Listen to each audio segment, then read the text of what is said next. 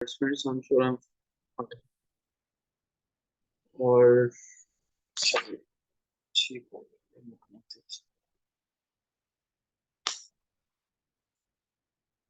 कैसे हैं जी आप सब? Everybody is fine and doing great.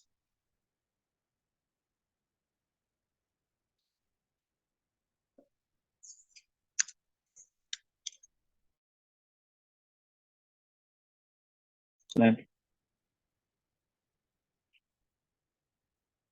चलिए प्रोसीड फर्दर करते हैं। और हम जो हैं वो समझने की कोशिश करते हैं जनाब, कुछ चीजें जो हमारे पास हैं अलाउद्दीन खिलजी के बारे में।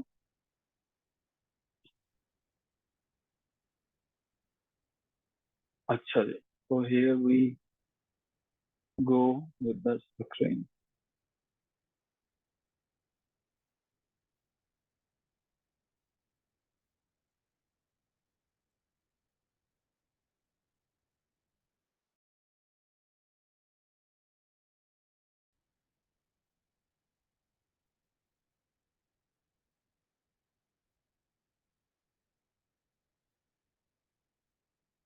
ओके जी। अलाउद्दीन खिलजी जो है, इसके बारे में जब हम पढ़ेंगे डिटेल से,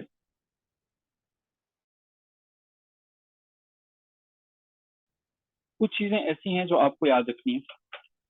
वैसे तो अलाउद्दीन खिलजी से पहले भी जितनी चीजें आपने पढ़ी हैं उनको आपने याद रखा, लेकिन यहाँ पे मैं चाहता हूँ कि आपको कुछ डिटेल्स में बता दूं। अलाउद्दीन खिलजी के बारे में तमाम चीजें जो हैं वो पेपर में नहीं आती हैं। अलाउद्दीन खिलजी को जब हम पढ़ते हैं तो हमारे पास जो है तमाम की तमाम चीजें हमें समझनी, याद रखनी जरूरी नहीं है। जो चीजें इसके बारे में हम याद रखेंगे वो मैं आपसे रिक्वेस्ट कर लूंगा कि उसको आप दोबारा देख लीजिएगा, हाईलाइट कर लीजिएगा कि अलाउद्दीन खिलजी में से आपके पास ज्यादातर वो एमसीक्यूज को पिक करता है। एमसीक्यूज ज्यादातर हमारे पास यहाँ से आते हैं। अब जी अलाउद्दीन खिलजी में करने के लिए है क्या क्या। एक तो जब हम अलाउद्दीन खिलजी के बारे में बात करेंगे, अलाउद्दीन खिलजी का असल नाम जो है वो अली गुरशब था। अली गुरशब था। ये खिलजी डेंसिटी का दूसरा रूलर था। इससे पहले वाले का क्या नाम था? ये दूसरा रूलर था, इससे पहले वाले का क्या नाम था? अलाउद्दीन था। पहले वाले का क्या नाम था?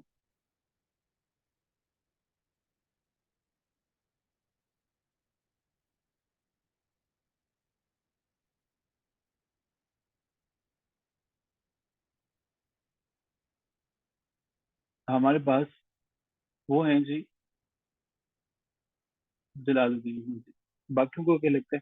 नेम सब ये जरा ग्रुप में पूछिएगा क्या मसला है। ही इज कॉलिंग मी, तो जरा इनको हेल्प आउट कीजिएगा शायद, ये क्या इशू है। जलालुद्दीन जो है वो हमारे पास पहले आते हैं और उसके बाद हमारे पास जो है वो अलाउद्दीन खिलजी आता है। जो टेन्योर है वो बड़ा इंपॉर्टेंट है। 1296 में 1316 तक ये चलता है। बहुत खास होता है इस टेन्योर के अंदर। खिलजियों का ये टेन्योर हम बड़ी आहिस्ता आहिस्ता और रुक के पढ़ेंगे ताकि हमें समझ में आता चला जाए। अलाउद्दीन खिलजी के बारे में हमने ये देखा था कि इसने कत्ल किया था। किसका कत्ल किया था? इसने अपने ही जो है ससुर को कत्ल कर दिया था। ये नेफ्यू भी था, सन इन लॉ भी था जलालुद्दीन का। ताकत का नशा बड़े बड़ों को ले डूबता है। जलालुद्दीन ने इसको प्रमोशन दी थी, कुछ इलाकों का गवर्नर बनाया था। यही वजह है अलाउद्दीन के अंदर रियासत को बादशाह की हैसियत से हड़प करने का जज्बा जागता है। लेकिन इतनी आसानी से चीजें नहीं मिलती हैं। जलालुद्दीन की बेवा का नाम मलिका मलिका जहां था। मलिका जहान जो है, उसने जब देखा कि बादशाह को कत्ल कर दिया गया है, तो उसने अपने छोटे बेटे, जिसका नाम रुकनुद्दीन था, रुकनुद्दीन खिलजी, उसको तख्त पे बिठा दिया। अलाउद्दीन बड़ा परेशान हुआ कि मैंने तो खिलजी का कत्ल, फिरोजुद्दीन खिलजी का कत्ल किया था बादशाह के लिए, और अब मलिका जहान ने रुकनुद्दीन को बिठा दिया। अलाउद्दीन जो है, कारा का गवर्नर हुआ करता था उन दिनों, फौरन से भागा। अलाउद्दीन फौरन से जो है वो भागता है और भाग के पहुंचता है दिल्ली के अंदर। दिल्ली में जाता है। दिल्ली में हमारे पास क्या होता है कि वो अटैक करता है,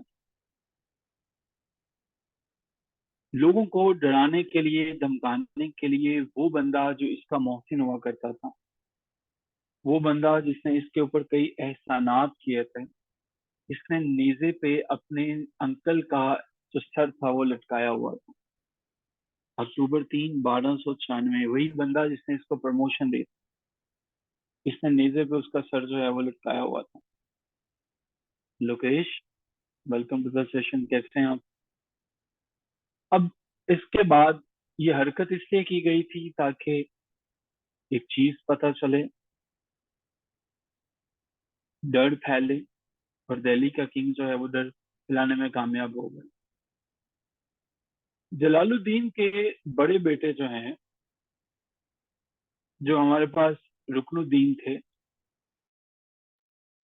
बड़े बेटे जो हैं वो अरकली खान थे, और दूसरे बेटे जो हैं वो रुकनुद्दीन थे। दो बेटे थे। अरकली खान तो बेचारा सियासत में इतनी दिलचस्पी भी नहीं रखता था। अरकली एक मासूम बंदा था। रुकनुद्दीन को तो उसने तख्त पे बिठाया था, उसकी वालिदा मलिका जहान ने। इसने उनके बाप के सर को नेजे पे रखा और इन दोनों को ब्लाइंड कर दिया, अंधा बना दिया। जब ब्लाइंड कर दिया गया, तो मलिका जहान को जो है वो इसने इम्प्रिजन कर दिया, जेल में डाल दिया, जो कि इसकी सास भी थी। अपनी सास को और दो अदर जो हैं वो इसने अपने ब्रदर इन लॉज यानी कि सालों को अंधा कर दिया और उसको जेल में डाल दिया।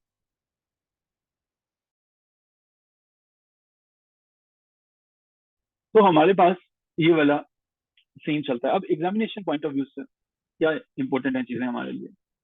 एग्जामिनेशन प्रिस्पेक्टिव से देखिएगा कि हमारे पास अलाउद्दीन की कुछ चीजें, मंगोल पॉलिसी जो है वो इस एमसीक्यूज आ जाता है। इसके इकोनॉमिक रिफॉर्म्स जो है वो क्या है, प्राइस कंट्रोल सिस्टम है, एडमिनिस्ट्रेशन इंपॉर्टेंट है, दक्कन पॉलिसी है। इस हवाले से मंगोल्स ने कब कब हमला किया वो इम्पोर्टेंट नहीं है। वो आगे चल के ना तरीकों पे तरीके आएंगी, वो नहीं आपको याद करना है, उसको हमने छोड़ देना। लेकिन इसका price control system, economic system, administrative system, Deccan policy, ये बड़ी फेमस, बार बार क्वेश्चन इनमें से आता। तो जी, जलालुद्दीन फिरोज खलजी जो है इसका सुसर था। 1296 में उससे हुकूमत को छीन लेता है। इसके बाद कुतुबुद्दीन मुबारक शाह आता है। जो सवाल इससे पहले आ चुका है वो हमारे पास ये है कि प्राइस कंट्रोल सिस्टम पे जो है वो नोट लिखो। हम देखेंगे कि आज की मीटिंग में ये सवाल हमें पेपर में आया हुआ है, तो हम इसको हल करने की कोशिश करेंगे। तो इसका एफिशिएंट एडमिनिस्ट्रेटिव स्ट्रक्चर क्या है वो आया हुआ है, उसके ऊपर हम काम करेंगे। इसकी किंगशिप थ्योरी के ऊपर आया हुआ है, इसके ऊपर हम काम करेंगे। तीन तरह के सवाल जो हैं वो आए हुए हैं और उन्हीं को समझेंगे, और इसी में खिलजी से हमारे पास जो है वो अलाउद्दीन खिलजी में यहीं पे क्वेश्चन आते हैं। जो मैंने आगाज तक यहाँ पे बातें बताई हैं, आई एम श्योर कि ये चीजें आपके पास क्लियर है। यहाँ तक क्लियर है। मुसफिरा, उसने अपने सालों को अंधा कर दिया था। उसने कहा था कि आपने मुझे जो है धोखा दिया, तो इसलिए अब मैं आपको अंधा कर रहा हूँ। ठीक है, तो ये वजह थी। ब्लाइंड वाला समझने, नेजे पे लटकाने वाला, उसने ना अपने ससुर का सर काट के नेजे पे लटका दिया था 1296 में, अक्टूबर के महीने में। और अपने दो उधर जो साले थे, ब्रदर इन लॉज से, उनको अंधा कर दिया था, और जेल में सास को भी डाल दिया था, क्योंकि ससुर इसका बादशाह वक्त था, तो इसने उसको अंधा कर दिया था। उसको तो कत्ल कर दिया था, ब्रदर इन लॉज को इसने ब्लाइंड कर दिया था। ओके जी। अब हमारे पास कुछ चीजें जो हैं वो मजीद क्लियर होती हैं। क्लियर हो गया आपको नेजा क्या होता है? नेजा जो है ना, एक हमारे पास लंबी सी जो है वो स्टिक होती है मजबूत, उसके आगे जो है वो एक बड़ा मजबूत सा भाला लगा होता है, उसके आगे एक बहुत मजबूत सी छुरी लगी होती है, चाकू लगा होता है। ठीक है। जिसकी वजह से हम लोग जो हैं वो देखते हैं कि किसी को घोड़े पे बैठ के जब उसको कत्ल करना होता है तो उसको जो है वो मारते हैं। ठीक है। अच्छा जी। अब हम जो है, आप चाहें तो इसके बाद ना उन्हें पाइक पाइक को गूगल कर लीजिएगा, आपको पता चल जाएगा पीआई की पाइक क्या होता है। चैलेंजेस जो हैं जी, इसके चैलेंजेस और अचीवमेंट्स जो हैं वो क्या थे? अलाउद्दीन साल 1296 में बैठता है, 1316 में खत्म हो जाती है हुकूमत। तो तकरीबन कोई 20 साल के करीब हुकूमत करता है। नेफ्यू था, सन इन लॉ था, और आखिरकार उसी बंदे जिसने इसे तख्त पे बिठाया, जलालुद्दीन फिरोज खिलजी ने, उसी का कत्ल कर दिया। दूसरे नंबर पे आता है वैसे तो ये हमारे पास खिलजी गवर्नमेंट के अंदर, लेकिन मुकाम मर्तबे में ये बंदा जो है वो अपने प्रीडिसेसर यानी पहले वाले से कहीं आगे निकल जाता है। इंतहाई जहीन था, ब्रिलियंट था, यही वजह है कि कामयाब हो जाता। जब ये तख्त पे बैठता है तो चीजें इतनी आसान नहीं थी। वो कत्ल करके तख्त पे बैठता है, यानी रियासत और वहां पे रहने वाले जितने भी नोबल्स थे, जितने भी वो लोग थे जो कि इससे पहले बादशाह से मोहब्बत करते थे, उन्होंने इस चीज को सख्त नापसंद किया कि किस कदर घटिया इंसान हो, तुमने अपने फादर इन लॉ को और अपने ग्रेटेस्ट बेनिफैक्टर को जो जमीन पे था उसको तुमने मार दिया। बुरी तरह से रिप्यूट इसकी खराब हुई। अब की दफा अलाउद्दीन को ठीक ठाक मेहनत करनी थी दो तरह से, अपनी रिप्यूट पे भी काम करना था, और राया के अंदर रिस्पेक्ट भी बहाल करनी थी, और उनको नोबल्स को अपने साथ भी मिलाना था। इसमें अपने अंकल की मर्डर का जो खून है वो इस तरह से साफ किया कि गरीबों के अंदर दौलत बांटना शुरू होगा, उनके फेवर लेने के लिए। दौलत हर दौर में लोगों को मुतासिर करती रहती है। नहीं साहब, आपने तो एक दफा ड्राई दिया, इतना बड़ा नेजा भेज दिया आपने, स्पाइक जो है वो। अच्छा जी। अब जो है, जो मलिका जहान थे ना, उसने क्या किया? मलिका जहान जो है वो कहते हैं कि एक हिस्टोरियन थे बैरानी, बैरानी लिखते हैं कि वो एक इंतहाई जो है वो सिली किस्म की खातून थे, जिन्हें इस चीज का पता होना चाहिए था कि जब इसने जलालुद्दीन को कत्ल कर दिया है तो हमें इसके बारे में अपने बेटों को मजीद उसको अंधा नहीं बनाना चाहिए था।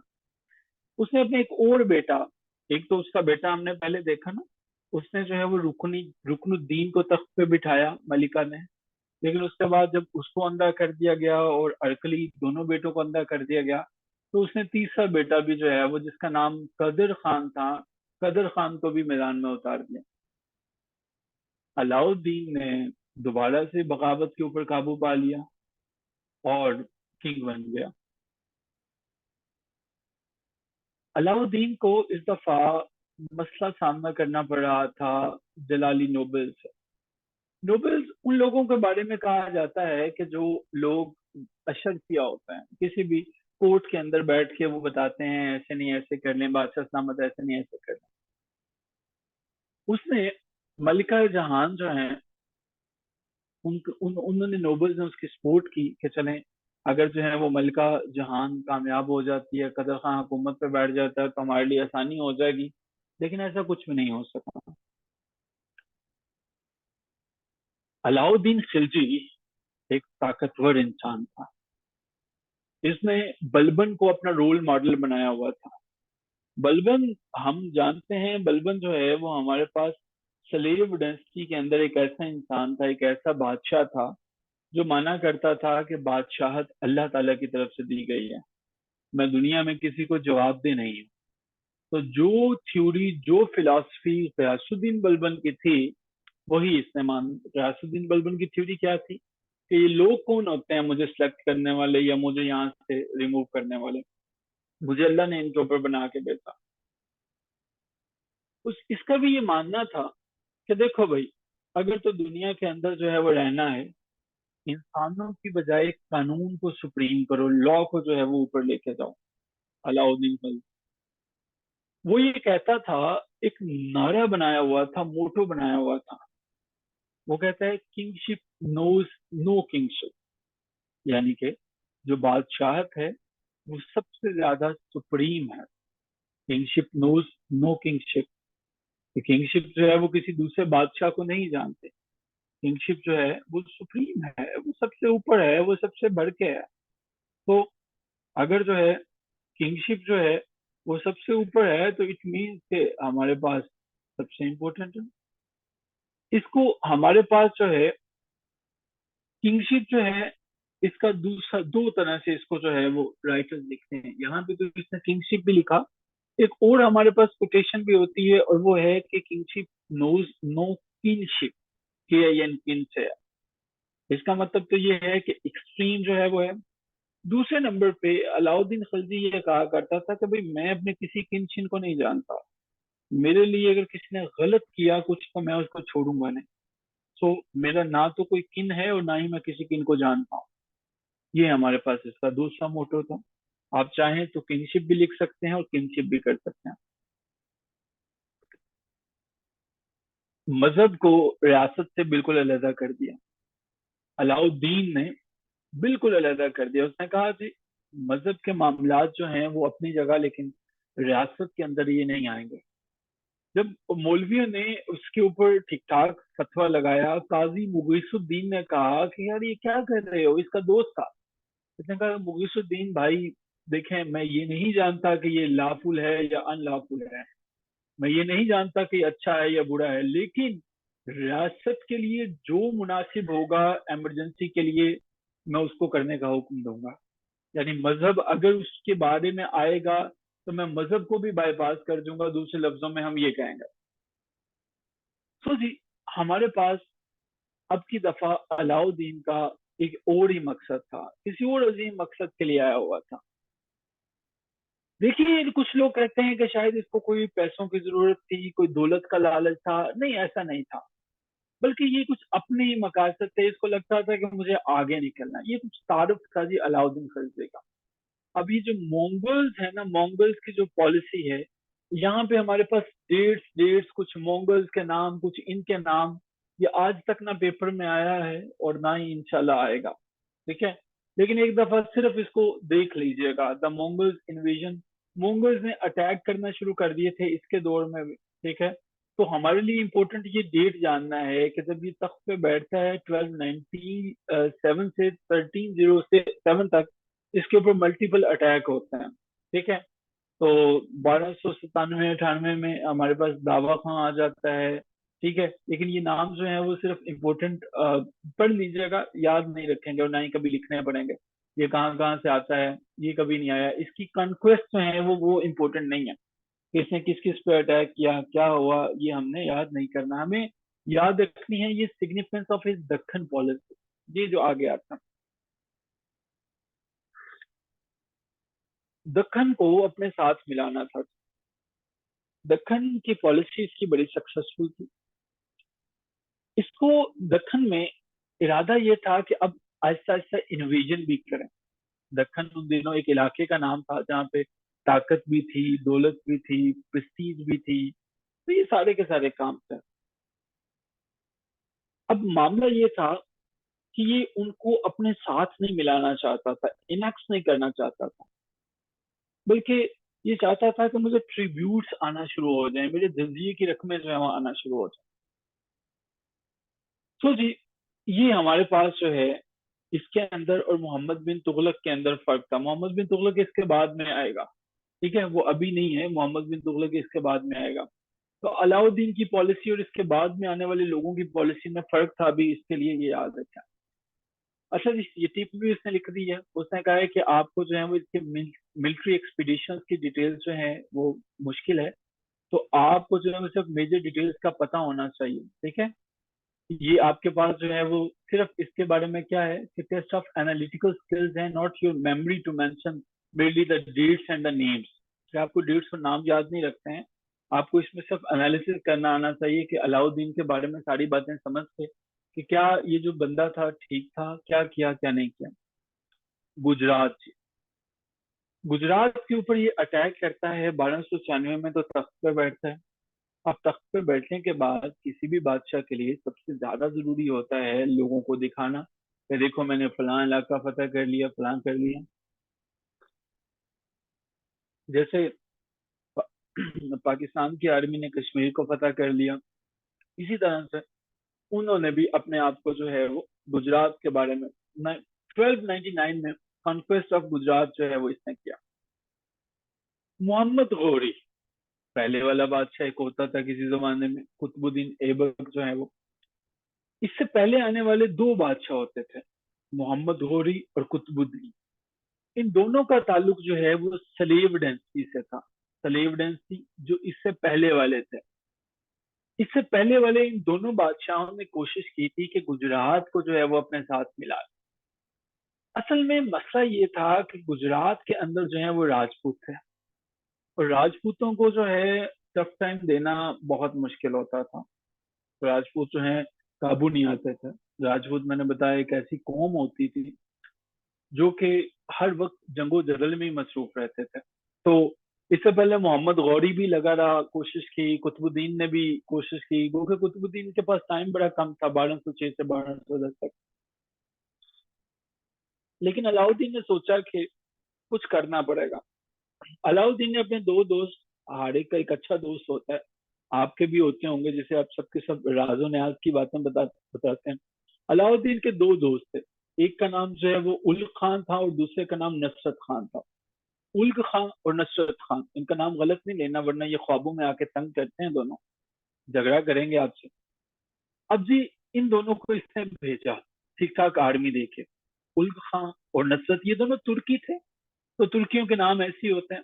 नसरत और उल्क जो है, इन्होंने सबसे पहले तो गुजरात से पहले जो है वो पटना आता है ना, ठीक है, आपको अगर इन हिलवड़ा याद रखना मुश्किल हो तो पटना याद रखें। फौरन से इन्होंने पटने को पता कर लिया। अब जो वहां पटना का बादशाह था, और उसने जब देखा कि मामला जो है वो इस तरह से जो है वो खराब हो रहे हैं, गुजरात के रूलर जो है वो उसका नाम करण था।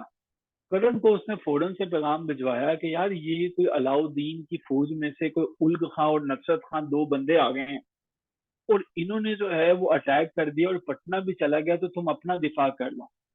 वो बेचारा इतनी तेजी से भागा कि अपनी बीवी कामला देवी को भी छोड़ गया। ठीक है, जो हमारे पास करण था गुजरात का, उन दिनों रूलर हुआ करता था। अब कामला देवी जो है मुसलमानों की हिरासत में आ जाती है। अब नसरत खान जो है वो वहां पे देखता है, तो वहां पे इसे एक इनख मिलता है। इनख कहते हैं एक ऐसा ख्वाजा सिरा जो अमूमन जो है वो ये सिराओं में होते हैं, जो कि बादशाहों ने रखे होते थे खवातीन के हर्म के लिए, खिदमत के लिए। तो जी, उसका नाम कफूर होता था। ठीक है, वो हिंदू था। तो अब जो है इसने क्या किया कि अलाउद्दीन की खिदमत में इन दोनों ने, उल खान ने और नुसरत खान ने, वो होते हैं ना कि कहीं पे जाओ तो अच्छी सी चीज भेजना, तो इन्होंने कफूर को भेज दिया। इस मैसेज के साथ दिल्ली रवाना कर दिया कि जाओ जाके हमारे बादशाह को इतला दे के आओ कि तुम्हारे दोनों दोस्तों ने, उल खान ने और नसरत खान ने, वो काम कर दिखाया जो आज से पहले बड़े बड़े बादशाह नहीं कर सके थे। मोहम्मद गौरी और कुतुबुद्दीन भी नहीं कर सके थे, बड़े अजीम लोग ये गुजरे हैं।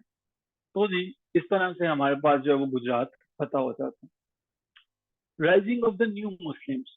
अच्छा, ये न्यू मुस्लिम से मुराद हर वो मुसलमान था जो कि बाद में हुआ, जब यानी कि अलाउद्दीन की हुकूमत थी, जिसमें से मंगोल थे, गुजरात के अंदर रहने वाले लोग जिन्होंने हाल ही में नया नया इस्लाम कबूल किया था, कोई एक दो साल हुआ होगा या एक दो साल से भी कम जो है वो अरसा हुआ था। अब मामला जो है वो ये खराब हो गया कि ये न्यू मुस्लिम्स के अंदर मुगल्स भी होते थे। मुगल्स बड़ी लड़ने वाली कौम होती थी राजपूतों की तरह। अब मुगल्स ने क्या काम किया, ये जो न्यू मुस्लिम्स थे, अब यहाँ से जो है ये लोग गुजरात को फतह करके उलुग खान और नसरत खान जो है वो वापस जा रहे हैं। इनके साथ अलाउद्दीन का भी नेफ्यू भी था, ठीक है, नेफ्यू भी था। अब न्यू मुस्लिम जो है उन्होंने क्या किया, उनमें से कुछ लोग जंग में भी शामिल थे, झगड़ना शुरू कर दिया। उन्होंने कहा कि यार ये क्या बात हुई, मुझे ये शेर मुझे दो, मुझे दो, मुझे दो।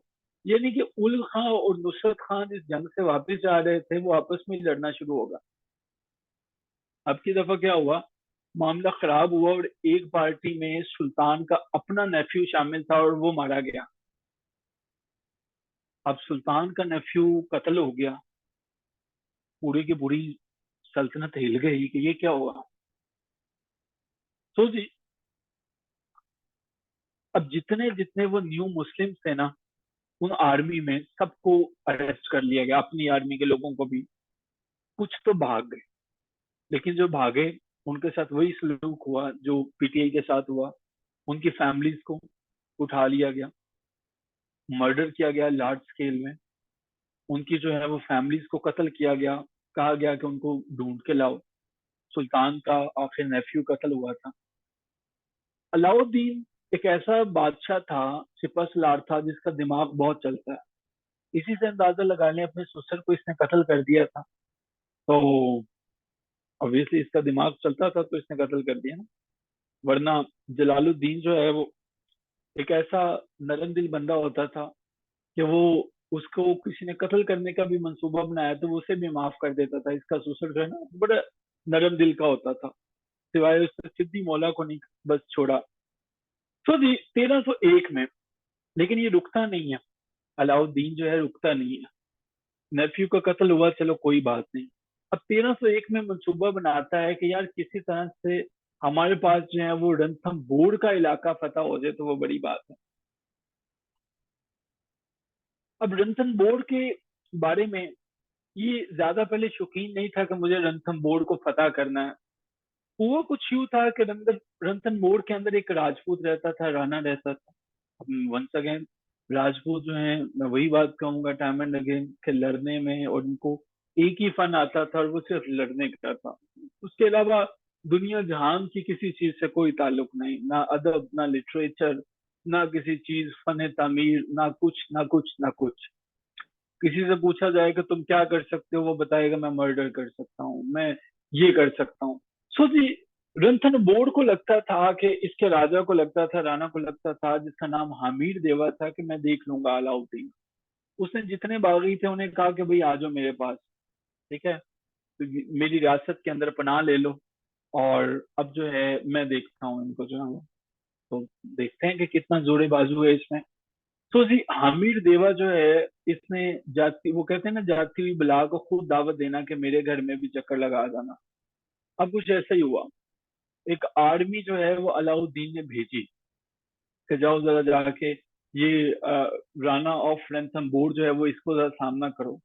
खुद नहीं आया, और 1301 में जो है वो ये फतह हो गया था। जो इसका इलाका था ना, रणथंभोर जो है वो ये फतह हो गया था। अब ये बेसिकली जो है वो, इसके अंदर मुख्तलिफ किस्म के फोर्ट्रेसेस भी होते थे, बाकी चीजें भी। 1302 में, 13, ये साथ ही उसके इलाका था चित्तौड़ का, रणथंभोर के आगे जो है वो चित्तौड़ का था। अब चित्तौड़ जो है वो, वहां पे कुछ फोर्ट्रेस होते थे, किले होते थे बड़े बड़े जो है वो। अब देखा कि हमारे पास जो है वहां पे एक और राणा रहता है। यहाँ पे तो हमारे पास हमीर देवा था ना, यहाँ पे राणा रतन सिंह रहता था। अब उसको जो है वो, सुल्तान को ये लगा कि ऐसा ना हो कि मैंने जो है वो राणा एक जो है वो हमीर देवा, इसको जो है वो रणथंभोर वाले को शिकस्त दी है, तो कल को राणा रतन सिंह उड़ जाए, इसने इसके भी इलाके पे फतह कर लिया। ठीक है, 1301 में जो है वो रणथंभोर को फतह करता है। वो किसके पास था, राणा हामिद देवा के पास। और ये जो चित्तौड़ है ये किसके पास था, राणा रतन सिंह के खिलाफ पास था। फिर इसके बाद 1305 के अंदर जो है वो मेलवा को भी फतह कर लेता। ये हमारे पास थी जी इसकी दक्खन पॉलिसी। दक्खन के अंदर जो है वो इसने क्या किया, गुजरात को और ये सारे के सारे इनको पता करता गया। अच्छा जी, इसके बाद जो है वो हमारे पास मजीद कुछ इसकी जो है वो एक्सपेंशन हैं। इनमें सिर्फ आपको ये याद रखना है, बाकी डिटेल्स नहीं, क्योंकि पेपर में आपके पास इतना टाइम नहीं होगा हम सबको मेंशन करें। दियोगिरी को इसने जो है वो दियोगिरी को 1306-7 में फतह किया था। वरंगल को 1309 में किया था। दवार समुद्रा को 1310 में किया था। ये इंपॉर्टेंट नहीं है वैसे, अगर आप स्किप करना चाहो ना तो यहाँ तक भी लिख सकते हो। दिल किया तो इसको लिख लीजिएगा, वरना इसके ऊपर आज तक उसने कभी पूछा नहीं है। याद रहे तो वेल एंड गुड, वरना असल में दखन पॉलिसी यहीं तक है। अब असल जो चीज आपसे पूछी जाएगी वो ये है कि causes of the fall of Khalji. अच्छा, जब ये इतना पावरफुल था तो फिर ये खिलजी गिरे क्यों? इनकी रियासत जो है वो क्यों गिरती है और इनके बाद अगला तुगलक क्यों आ जाता है? खिलजियों की हुकूमत जो है वो हमने देखा था 1290 में जो है वो शुरू होती है और खत्म कब होती है? खत्म कब होती है जी? 1290 में शुरू होती है। देखते हैं आगे चल के खत्म कब होती है, क्योंकि हमारे पास ये तो 1316 में चला जाता है, लेकिन इसके बाद एक और जो है वो बड़ा नाअहल किस्म का बंदा आता है इसके बाद जो है उसकी भी डिटेल्स देखेंगे। अच्छा, ये अलाउद्दीन खिलजी ने पॉलिटिकल सिस्टम को बदल के रख दिया था। अच्छा, इसने ना ये देखा था कि दुनिया में हर चीज को ताकत से चलाया जा सकता है। ये भूल गया था कि गवर्नेंस भी होनी चाहिए। ठीक है। अच्छा, जब तक तो इसने लोगों को दबा के रखा तो सब की सब चीजें ठीक रही। जैसे ही जो है वो इसका कंट्रोल वीक हुआ, ये बादशाह दुनिया से चला गया, सब लोगों ने कहा चलो ठीक है, दफा हो गया, अब जो है वो अपनी अपनी पुरानी रूटीन पर वापस आ जाते हैं। पॉलिटिकल सिस्टम जो है वो ऐसे ही होता है ना, किसी जगह पे कोई स्ट्रॉन्ग सा बॉस आ जाए कहीं पे, तो वो जब फिर चला जाता है उसके सामने तो जी जी करते हैं, बाद में कहते हैं चले शुक्र है यार, दफा हो गया, चलो अब पुरानी रूटीन पे आ जाओ। जैसे हम लोग देखते हैं पाकिस्तान के जितने भी सरकारी दफातर हैं, वहां पे क्या होता है? कुछ भी नहीं होता है वहां पे। क्यों नहीं होता है? क्योंकि वो काम ही नहीं करते हैं। ठीक है। सारे डिपार्टमेंट उसमें शामिल हैं। तो पॉलिटिकली गवर्नमेंट काम ही नहीं करती है तो बाकी कैसे करेंगे? ठीक है। तो जब कोई आता है ऊपर काम करने के लिए किसी एक इलाके पे, कोई डीसी शीसी आता है, तो फिर थोड़ी देर के लिए काम करते हैं। जब आप इंशाल्लाह सीएसएस करने के बाद जाएंगे ना, तो आप किसी इलाके के ऊपर देखेंगे कि वहां पे लोग काम नहीं करते, आप खींचेंगे तो ऊपर से आपको चीफ सेक्रेटरी साहब का फोन आ जाएगा, तो जनाब आपने जिसको खींचा है वो तो हमारा अपना बंदा है, वो तो मेरा कजन है, प्लीज उसको ना खींचे। जब दो तीन कॉलें आपको चीफ सेक्रेटरी की आएंगी ना, तो फिर आपने कहना मैंने किसी को भी नहीं खींचना। ठीक है। और फिर इस तरह से चीजें जो है वो आहिस्ता आहिस्ता फिर आपको पता चल जाना। तो जी पॉलिटिकल सिस्टम जो है वो अलाउद्दीन का वो बड़ा वीक था। ठीक है। फिर उसके बाद लॉ ऑफ सक्सेशन, ये पता ही नहीं था किसी को कि जी अलाउद्दीन ने मरना है तो उसके बाद बादशाह कौन बनेगा। Destruction of slave system. अच्छा, इससे पहले जो डायनेस्टी थी ना बलबन, उसमें एक सिस्टम होता था उसको कहते थे स्लेव सिस्टम। उसमें जो है वो इंतहाई 40 काबिल लोगों को जो है वो रियासत में से ना रखा जाता था, तरबियत दी जाती थी। यानी कि ऐसे समझ लें जैसे सिविल सर्विसेज एकेडमी होती है ना, जो आप लोगों की जैसे ही सीएसएस हो जाता है तो आप एकेडमी में चले जाते हैं तैयारी के लिए, तो वहां पे ट्रेनिंग करते हैं। तो एक सिस्टम होता था, उनको कहते होते थे हम जो है वो स्लेव सिस्टम या नोबल 40 का सिस्टम होता था। तो बलबन ने खत्म कर दिया था। ठीक है। उसके बाद से जो है कोई ब्यूरोक्रेसी का बंदा बचा ही नहीं था कि जो कि सुल्तान को मशवरा दे सकता है ऐसे नहीं ऐसे करो। सो ये भी था। सेंट्रल गवर्नमेंट बड़ी कमजोर थी। मरकज जो है उसके पास ताकतें होनी चाहिए, ताकत तो थी लेकिन वो कोई भी इकट्ठा नहीं था, वेल यूनाइटेड नहीं थी। ठीक है। गवर्नर जो है वो जिसका दिल चाहता था वो रिबेलियन पे चला जाता था, सुल्तान कभी इधर लड़ने जाता था कभी उधर लड़ने जाता था। इसके बाद weak and inefficient successor of Alauddin. अच्छा, अलाउद्दीन के बाद ना इसके जो बेटे हैं उनको जी तख्त पे बिठाने के लिए एक अजीब ड्रामा होना शुरू हो गया। अलाउद्दीन के दौर में इसकी आर्मी का जो है वो सिपह सलार होता था मलिक कफूर। मलिक कफूर वो बंदा था उस दौर में भी आर्मी का जिसने सारे के सारे चिन्नौर का सत्यानाश कर दिया। हुआ कुछ यूं था कि सुल्तान के दो बेटे थे, खिजर खान था और शादी खान था। अच्छा, इन दोनों ने इसने क्या किया, दोनों को एक साजिश से ब्लाइंड करवा दिया, अंधा करवा दिया। अब प्लान देखें उसका, कितना तेज है ये मलिक कफूर जो है।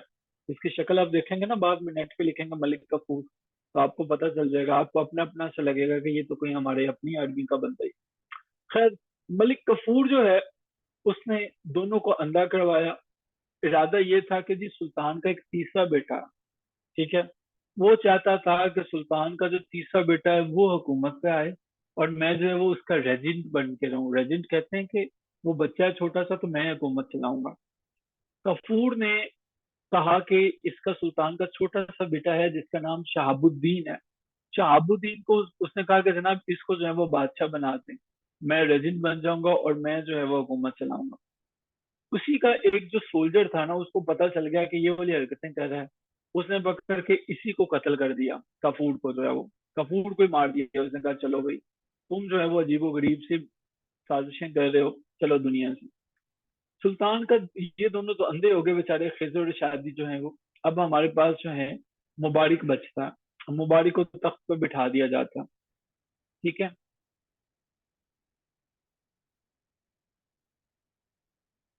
अब हमारे पास मुबारिक जब बैठता है तो कहानियां फिर खत्म होना शुरू हो जाती हैं। मुबारिक अपनी इंटरनल जो है वो प्रॉब्लम्स का शिकार हो जाता है, ठीक है। उसको भी जो है बहुत से मसाइल का सामना करना पड़ता है। खैर, हमारे लिए मुबारिक जो है, खिजर खान, सादी खान या शादी खान, ये इम्पोर्टेंट नहीं है। हमारे लिए वीक सक्सेशन का कॉन्सेप्ट इम्पोर्टेंट है कि इसके बेटे आपस में लड़ते झगड़ते रहे। हिंदू अपोजिशन जो है वो, मुसलमानों ने, अलाउद्दीन ने बिलखसूस जो है वो कभी भी हिंदुओं को अपनी रियासत में समझा ही नहीं। सब की सब जो नोटेबल पोजीशंस थी वो मुस्लिम्स को दे दी। अब हिंदू जो है वो अपने आप को एलियन फील करते थे कि यार हम यहाँ पे कहाँ पे आ गए। हमारे पास एक हिस्टोरियन है जिनका नाम के एस लाल है, यानी कि किशोरी सरान लाल, ये हिंदू थे। अच्छा, ये लिखते हैं, ये बेसिकली 1920 में पैदा होते हैं, 1920 में, ये डेट नोट कर लीजिएगा के एस लाल साहब। और हाल ही में 2002 में ये जो है वो इनकी डेथ होती है। कि अलाउद्दीन जो है वो अपने प्रीडिसेसर से, अपने दूसरे लोगों से सिर्फ एक ही चीज में ऊपर था, और वो थी उसके इंतजाम, सल्तनत के अमूर चलाने का काम। अगर आप ये कहें ना कि वो बहुत बड़ा वॉरियर था, उसने बड़े अजीम काम किए, तो वो कोई अजीम काम नहीं किया था उसने। एक ऐसा अजीम काम था कि अपने ससुर को मार के हुकूमत पे आ गया, उसके वॉरियर की हैसियत से उसका कोई अजीम काम नहीं। अच्छा जी, ये कोटेशन लाजमी ऐड करनी है आपने, ठीक है। ये कोटेशन जो है वो आपने लाजमी ऐड करनी है। 1920 में पैदा होते हैं, 2002 में इनकी डेथ होती है। अब जी जैसे ही मीटिंग को उसी लिंक से दोबारा ज्वाइन करते हैं, हम सबसे इंपॉर्टेंट क्वेश्चन जिसको आने के बड़े ब्राइट चांसेस हैं, वो है एडमिनिस्ट्रेशन ऑफ अलाउद्दीन। कमाल का क्वेश्चन, और सबसे ज्यादा दफा आया हुआ। उसी लिंक से दोबारा ज्वाइन करते हैं, एडमिनिस्ट्रेशन को समझने की कोशिश करते हैं कि क्या किया क्या था अलाउद्दीन ने, क्या क्या चीजें हैं जो इसके क्रेडिट में हैं, और इसको हम फिर समझने की कोशिश करते हैं। ज्वाइन करते हैं जी उस लिंक से।